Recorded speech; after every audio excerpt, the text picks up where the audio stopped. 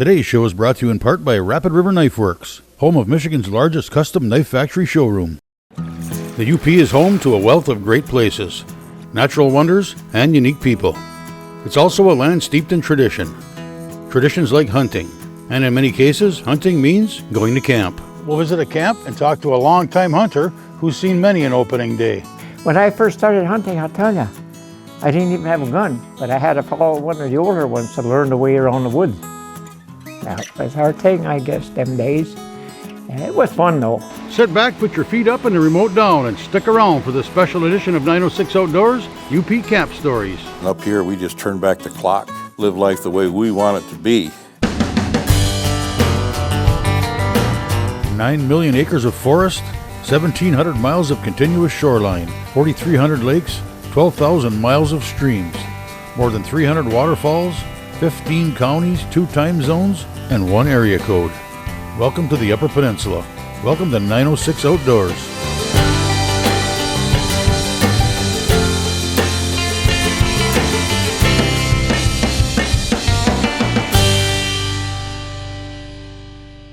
"906 Outdoors" is brought to you by Cooking Wild Seasonings. Make it fresh, make it yours. In the Upper Peninsula, we love to hunt. For many of us, camp is a big part of that as well. Deer camp. How we hunt has changed in various ways over the years, but the fact that we love to hunt has not. When you put those two together, hunting and camp, you get great times, a great tradition, and some great stories. Stories of what hunting was like many years ago, how it was different, and how it's the same. A lot of us can't really attest to what it was like back then, so it was a pleasure and an honor to sit down and talk with someone who can. I spent some time at camp with Hank Kliekamp, who turned 101 this year. We didn't hunt much, unless on Sunday. The neighborhood usually get together, make drives. We never put out bait. Didn't have no blinds. And at the end of the day, if there was any deer shot, because there wasn't very many back in them days, it all whacked up even Steven. Everybody get their little chunk, you know. Yeah. And sometimes you were posting, sometimes you were a pusher. I done a lot of pushing. When I first started hunting, I'll tell you, I didn't even have a gun, but I had to follow one of the older ones to learn the way around the woods. That was our thing, I guess, them days. It was fun, though. Then that when we got to school the next day, you know, we could lie about all what we done. Yeah, that was good old days, though. But be home by 5 o'clock to milk them cows, you know. Oh. Then I think I must have been, by 14, I think I carried that little 22 crack shot. We didn't have guns enough to go around them days much, you know. 3. Yeah, there was kind of lean times some of them years. In the Depression, you know, Great Depression in the early 30s.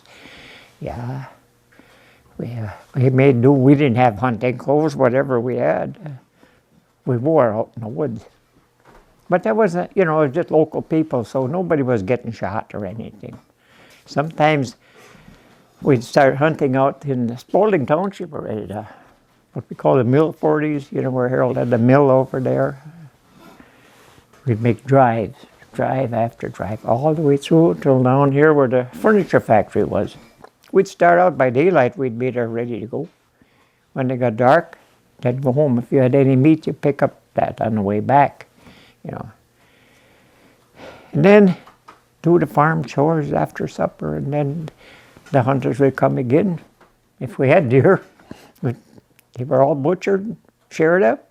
You know, years ago, sometimes we'd be far out somewhere. We'd get nice big bucks. We'd leave the head there. Can't eat that anyway. That's the way it was. Yeah. I had a 14-pointer one, a big heavy one. I shot that right back at a farm. I hung it in a tree. Well, maybe someday. I didn't watch it close enough. After 3-4 years, most of it is on the ground, piece hanging up. Porcupine got to it. I lost that. It was only an 8-pointer when I went over this way here. We left the head in the woods, just cut the deer up and packed it out. 4/4 of meat of them was 303 pounds on a platform scale. 1948, went back to get the head in deer season, he wasn't there. One of the guys says, the bear must have took it, but I think maybe he took it and sold it.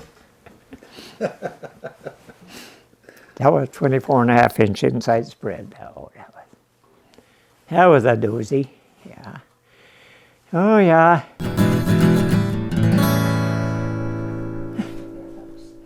.906 Outdoors is brought to you by Race Driven, your source for premier power sports products.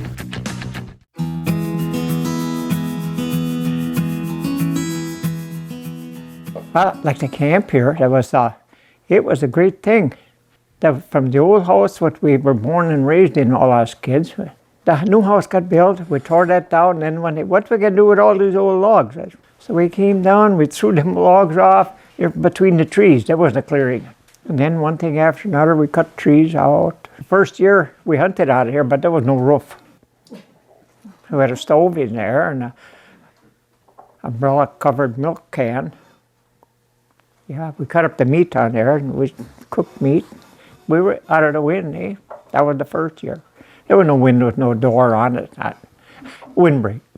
There would be 15, 20 cars parked off in the woods and little skidding trails or wherever they could walk in there. This used to be the neighbors, family, everything, they would be here, they would be here. There'd be a box of beer here, a box of beer there. One time I packed 7 cases against the hill over there covered with leaves, that were left over, that much beer there was. So we couldn't have drank very much if there was that much left over.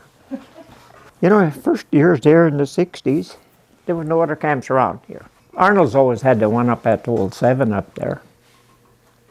And I don't know. And there got to be a few more here. Now, they all have camps. When I bought this 440s here, that people were saying, but you're crazy, $2,500 for that thing? It wasn't very long, they wanted part of it. Way back, as I was a young kid, we didn't call it a violation. It was just, you're making a living.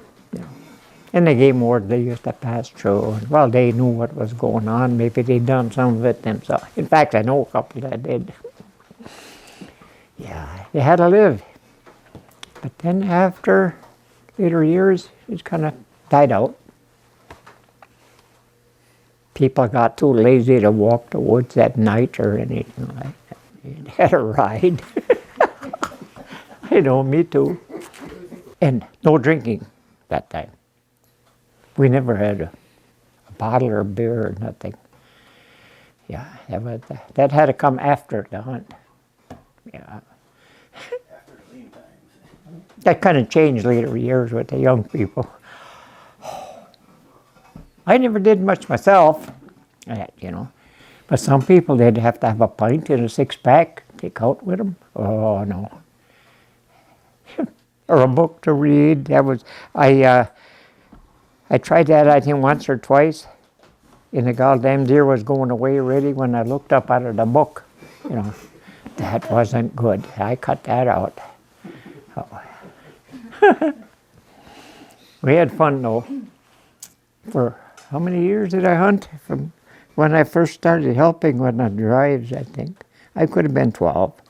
That one little 4-pointer one time right behind the outhouse was over here on this side. He'd come so far and he got behind him. All he'd give is about up to the eyes, the nose, I waited and I waited. It was getting dark and getting darker. I put the rifle away, I took the shotgun. Finally, like a shadow, he stepped out there. He got it. One time we come down here, me and Lester Carr, brother Ed, yeah. And there was ice out in the river. It wasn't up very deep. Oh, we wanted to hunt on the other side. We were scared to go. Well, Lester Carl, he was the heaviest, he was the bravest. He tippy-toed across there. Well, he made it. I'm going too. Ed, he was really scared. So he came on a run. He almost made it there. And on he went, arms and legs up in the air, you know, and the rifle laying out on the ice. And his hinder sticking through a hole down in the water about that big, you know. Lester Carl, he fell down there and the snuff flew out of his mouth and he was just squealing on the bank over there, you know. That was one of the great days. We never lived, or Ed never lived that one down, you know. One over back here one time, I sat back maybe about, it wasn't 5 minutes, I don't think. Well, I better go and, I was supposed to be the one in the middle, one between there. Oh, something moved, you know. Oh, here goes a nice big 8-pointer. Waterloo. 906 Outdoors is brought to you in part by Christ, your Northwoods neighborhood store. Today's Wild Game Break is brought to you by Cooking Wild Seasonings. Make it fresh, make it yours. Find out more at cookingwildseasonings.com. 'Tis the season to be jolly, and one of the things that helps keep us jolly at this time of the year is a Christmas tree. Some tips on buying a real Christmas tree.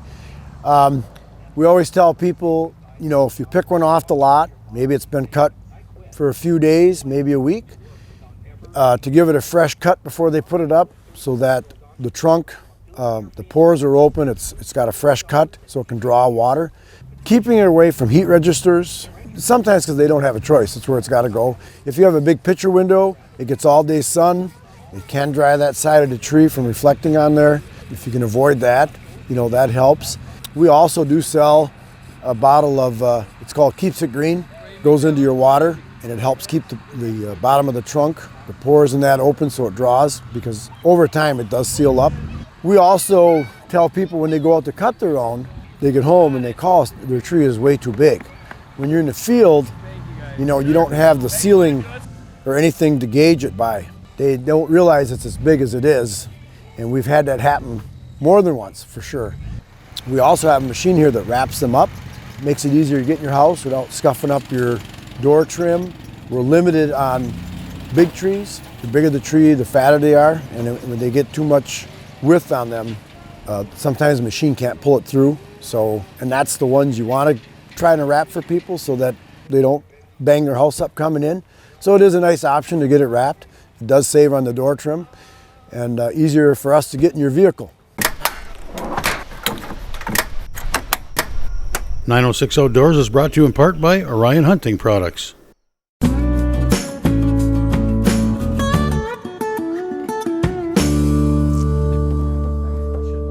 As far as working, though, I don't know. I was never afraid of a hard day's work if somebody else done it, you know.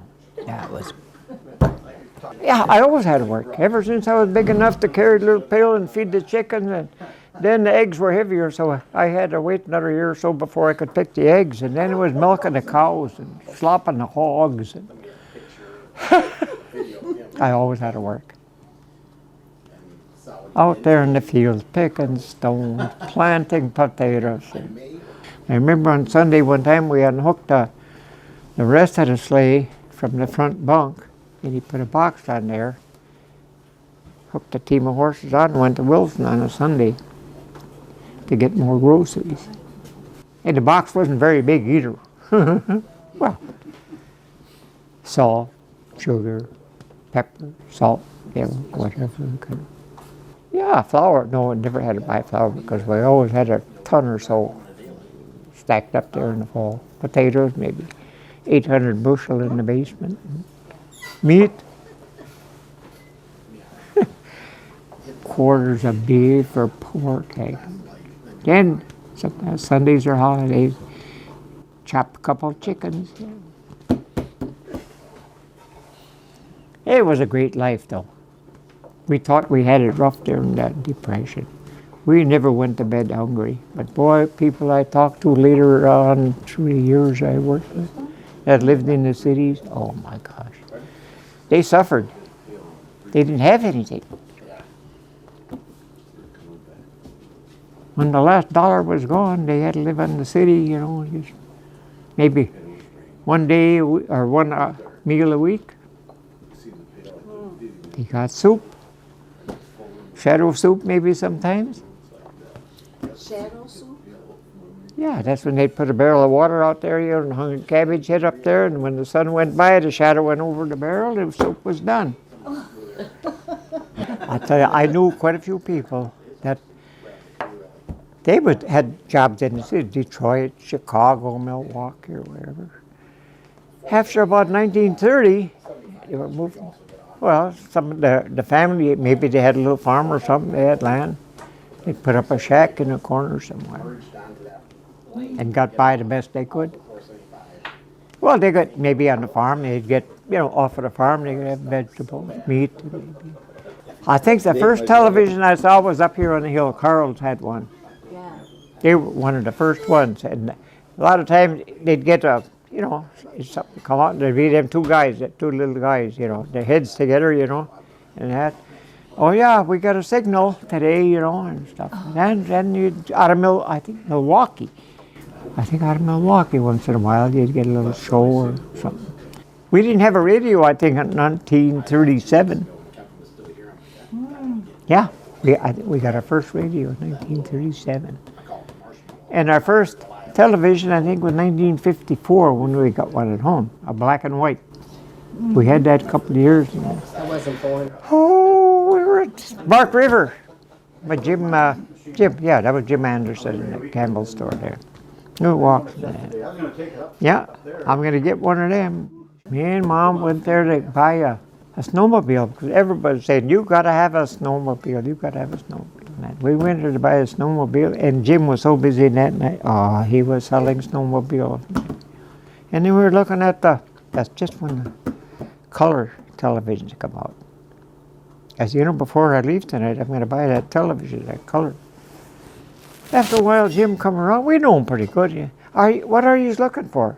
I said, I want to buy that television there. He said, Hank, I'm so busy. He said, why don't you just take it? We'll settle up later. We forgot all about the snowmobile. We took that television and went home. Next Friday night, we went down there to pay him for the television. He didn't even know about it. He didn't even remember. We took the television. Jim, I said, I owe you $400 for the television. He didn't remember. And we never did buy a snowmobile because it really was never my thing much, I guess. But I went out, said, you got to have a snowmobile and that, I went out and bought a brand new pickup instead. I could ride around to the bars and nice and warm, Yeah, I tell you. I seen a lot of things in my time. And I hope to see more. I get the feeling you're gonna. 906 Outdoors is brought to you in part by Blades Bait and Tackle, your hard water connection to Little Beatty Knock.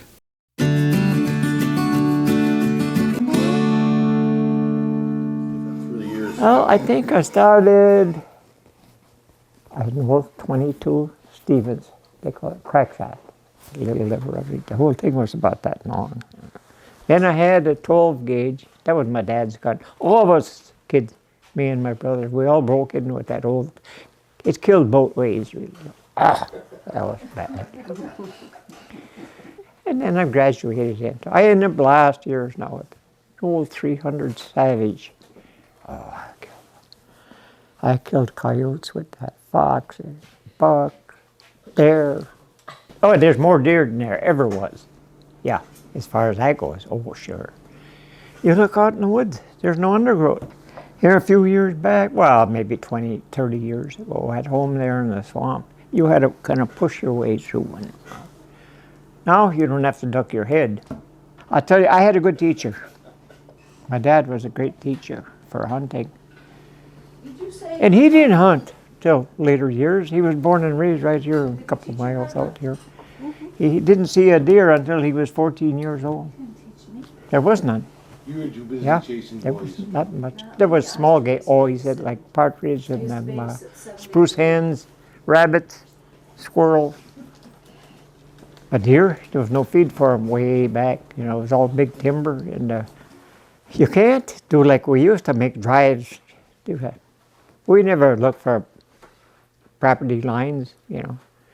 We just You were visiting them days when you were on the neighbors, you know. Now you're trespassing. Yeah, that's the way we done it. We never had bait piles or blinds. We didn't have time. We were always working. It's not really not hunting anymore. It's target shooting mostly. There's target shooters and there's killers and hunters. Not too many. Like we used to do, stalk them or drive them or something. You know. Yeah, that was it. What would you tell new hunters coming up? Well, you know, they don't have much chance because you're tied down. You can't trespass on your neighbor's land, eh? You step over that much over the line, hey, you're trespassing. I see that. Yeah, so they can't help it. I mean, it's a different world.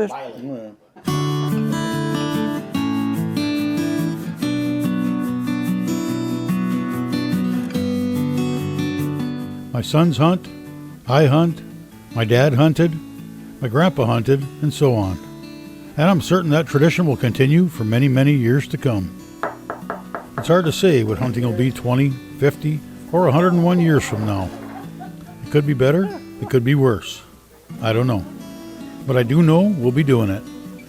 And if we use the things we learn from people like Hank, we'll be doing it right. Yeah, and you know, I had a pretty great life. I had a nice wife and I had 7 wonderful children.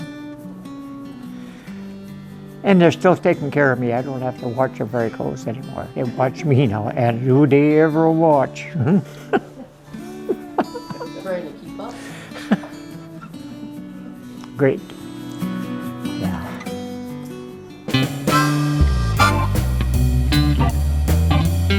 Feel free to join us on Facebook or visit us at 906outdoors.com.